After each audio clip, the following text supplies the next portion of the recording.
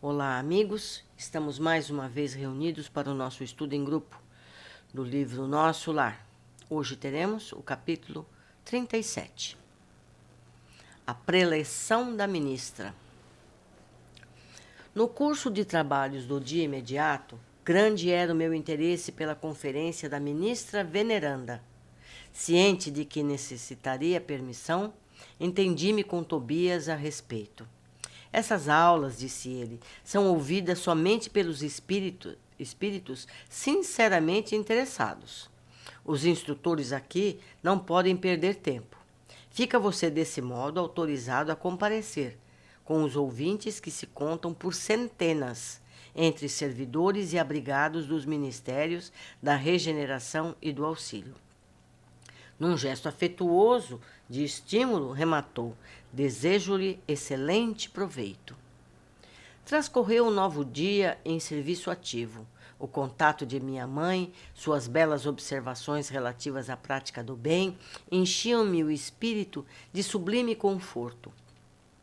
A princípio, logo após o despertar, aqueles esclarecimentos sobre o bônus hora me haviam suscitado certas interrogações de vulto. Como poderia estar a compensação da hora afeta a Deus? Não era atribuição do administrador espiritual ou humano a contagem do tempo? Tobias, porém, esclareceu-me a inteligência faminta de luz. Aos administradores, em geral, impede a obrigação de contar o tempo de serviço, sendo justo, igualmente, instituírem elementos de respeito e consideração ao mérito do trabalhador. Mas quanto ao valor essencial do aproveitamento justo, só mesmo as forças divinas podem determinar com exatidão. Há servidores que, depois de 40 anos de atividade especial, delas se retiram com a mesma incipiência da primeira hora, provando que gastaram tempo sem empregar dedicação espiritual. Assim como existem homens que, atingindo 100 anos de existência, dela saem com a mesma ignorância da idade infantil. Tanto é preciso o conceito de sua mãe, disse Tobias, que basta lembrar as horas dos homens bons e dos homens maus. Nos primeiros, transformam-se em celeiros de bênçãos do eterno. Nos segundos, em látegos de tormento e remorso, como se fossem entes malditos. Cada filho acerta contas com o pai, conforme o emprego da oportunidade ou segundos de sua obra. Essa contribuição de esclarecimento auxiliou-me a ponderar o valor do tempo em todos os sentidos. Chegada a hora destinada à preleção da ministra, que se realizou após a oração vespertina, dirigi-me em companhia de Narcisa e Salúcio para o grande salão em plena natureza. Verdadeira maravilha o recinto verde, onde grandes bancos de relva nos acolheram confortadoramente. Flores variadas, brilhando à luz dos belos candelabros, exalavam um delicado perfume. Calculei assistência em mais de 1000 pessoas. Na disposição comum da grande assembleia, notei que 20 entidades se assentavam em local destacado entre nós, e a eminência florida onde se via a poltrona da instrutora. A uma pergunta minha, Narcisa explicou: estamos na assembleia de ouvintes. Aqueles irmãos que se conservam em lugar de realce são os mais adiantados na matéria de hoje. Companheiros que podem interpelar a ministra. Adquiriram esse direito pela aplicação ao assunto, condição que poderemos alcançar também por nossa vez. Não pode você figurar entre eles? Indaguei. Não, por enquanto.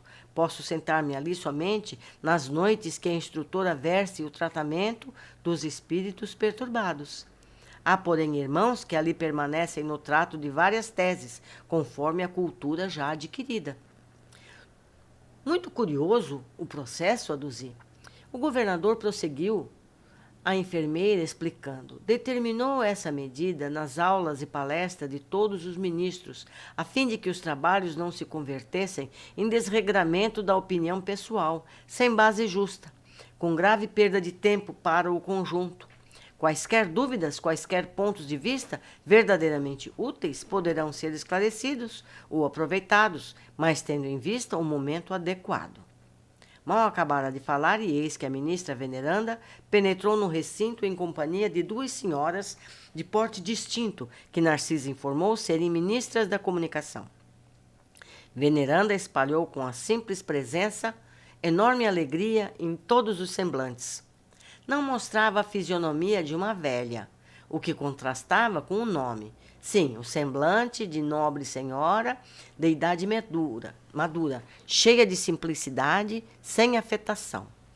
Depois de palestrar ligeiramente com os 20 companheiros, como a informar-se das necessidades dominantes na Assembleia, em geral, com relação ao tema da noite, começou a dizer: como sempre, não posso aproveitar a nossa reunião para discursos de longa tiragem verbal, mas aqui estou para conversar com vocês, relacionando algumas observações sobre o pensamento. Encontravam-se entre nós, no momento, algumas centenas de ouvintes que se surpreenderam com a nossa esfera cheias de formas analogas às do planeta. Não haviam aprendido que o pensamento é a linguagem universal? Não foram informados de que a criação mental é quase tudo em nossa vida?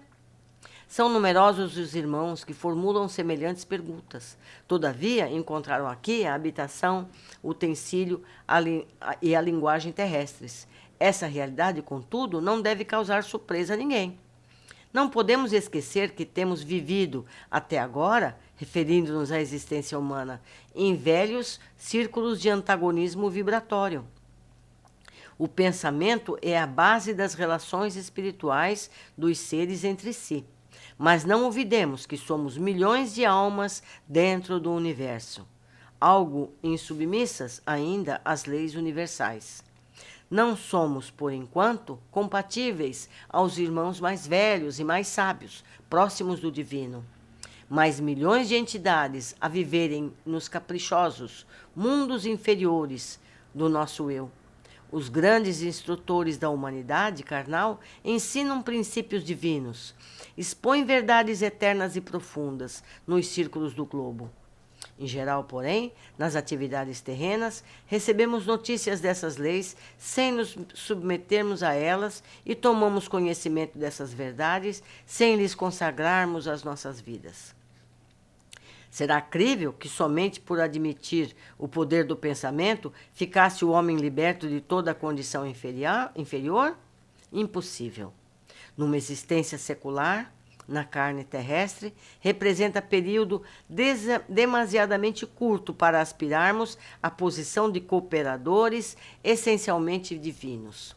Informamo-nos a respeito da força mental no aprendizado mundano, mas esquecemos que toda a nossa energia, nesse particular, tem sido empregada por nós em milênios sucessivos nas criações mentais destrutivas ou prejudiciais a nós mesmos. Somos admitidos nos cursos de espiritualização nas diversas escolas religiosas do mundo, mas com frequência agimos exclusivamente no terreno das afirmativas verbais. Ninguém, todavia, atenderá ao dever apenas com as palavras. Ensina a Bíblia que o próprio Senhor da vida não estacionou o verbo e continuou o trabalho criativo em ação. Todos sabemos que o pensamento é força essencial, mas não admitimos nossa milenária viciação no desvio dessa força. Ora, é coisa sabida que um homem é obrigado a alimentar os próprios filhos. Nas mesmas condições, cada espírito é compelido a manter e nutrir as criações que lhe são peculiares. Uma ideia criminosa produzirá gerações mentais da mesma natureza. Um princípio elevado obedecerá à mesma lei. Recorramos a símbolos mais simples. Após elevar-se às alturas, a água volta purificada, veiculando vigorosos fluidos vitais no orvalho protetor ou na chuva benéfica. Conservemo-la com os detritos da terra e falaemos habitação de micróbios destruidores. O pensamento é força viva em toda parte. É a atmosfera criadora que envolve o Pai e os filhos, a causa e os efeitos no lar universal. Nele transformam-se homens em anjos a caminho do céu ou a se fazerem gênios diabólicos a caminho do inferno. Apreendem vocês a importância disso? Certo, nas mentes envolvidas entre os desencarnados e encarnados, basta o intercâmbio mental, sem necessidade de formas, e é justo destacar que o pensamento em si é a base de todas as mensagens silenciosas da ideia. Nos maravilhosos planos da intuição, entre os seres de toda espécie, dentro desse princípio, o espírito que haja vivido exclusivamente em França poderá comunicar-se no Brasil, pensamento a pensamento, prescindindo da forma verbalista especial. Mas nesse caso, será sempre a do receptor. Mas isso também exige a afinidade pura. Não estamos, porém, nas esferas de absoluta pureza mental, onde todas as criaturas têm afinidade entre si. Afinamo-nos uns com os outros em núcleos insulados e somos compelidos a prosseguir nas construções transitórias da Terra, a fim de regressar aos círculos planetários com maior bagagem evolutiva. Nosso lar, portanto, como cidade espiritual de transição, é uma bênção a nós concedida por acréscimo de misericórdia, para que alguns poucos se preparem à ascensão e para que a maioria volte à Terra em serviços redentores. Compreendamos a grandiosidade das leis do pensamento e submetamo-nos a elas desde hoje. Depois de longa pausa, a ministra sorriu para o auditório e perguntou: quem deseja aproveitar? Logo após, suave música encheu o recinto de cariciosas melodias. Veneranda conversou ainda por muito tempo, revelando amor e compreensão, delicadeza e sabedoria. Sem qualquer solenidade nos gestos para evidenciar o termo da conversação, findou a palestra com uma pergunta graciosa. Quando vi os companheiros levantarem-se para as despedidas, ao som da música habitual, indaguei a Narcisa surpreendido. Que é isso? Acabou a reunião? A enfermeira bondosa exclamou sorridente. A ministra Veneranda é sempre assim. Finaliza a conversação em meio do nosso maior interesse. Ela costuma afirmar que as preleções evangélicas começam com Jesus, mas ninguém pode saber como e quando terminarão. Muito bom, aprendemos bastante sobre o pensamento. Vamos ver as observações. Lembramos sempre que Veneranda é a Rainha Isabel de Portugal, a santa, a mesma Maria Celeste do livro Corolário de Amor, psicografada por Maria Antônia Grosso. Portanto, recomendo a leitura. Há ali muito conhecimento, muito amor, muito carinho a todos nós. Vale a pena conhecer a obra. Pensamento é linguagem universal. Entendemos então que os espíritos de mais elevada condição entendem as linguagens de vários povos, não por palavras, mas por pensamentos, que estes sim são iguais em toda parte. As pessoas usam as palavras para descrever o que sentem ou desejam, mas antes disso criam na mente. Ela explica mais adiante, como exemplo, que alguém que tenha vivido na França pode se comunicar em pensamento com alguém do Brasil e que será compreendido no idioma do receptor. Mas eu incluo ainda que isso é para aqueles que já atingiram um nível de equilíbrio elevado.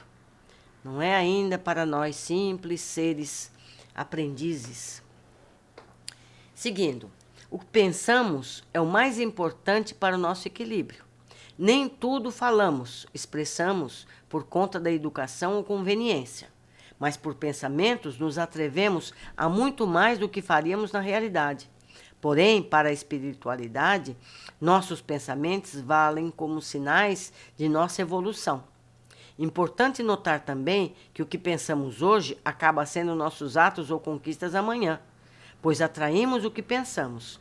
Se pensamos positivamente, criaremos as vibrações positivas, atrairemos pessoas positivas, fatos positivos e a vida progride. Mas o oposto também é verdadeiro. Maus pensamentos atraem mais situações e nossas vidas passam a ser mais difíceis. As companhias que atraímos também nos afetará negativamente. E apesar de sabermos disso, continuamos pensando negativamente, emitindo ondas de temor, violência, ciúme e dezenas de outros sentimentos menos dignos. O que esperar, então, para os dias que viveremos? Vamos aprender, meus amigos, vamos ser mais rigorosos, vamos nos disciplinar mais e aos poucos vamos treinando e melhorando o nosso equilíbrio e pensando coisas cada vez melhores, e isso é proveito para todos nós, os que pensamos e os que recebemos os pensamentos. Até a próxima oportunidade. Muitos abraços!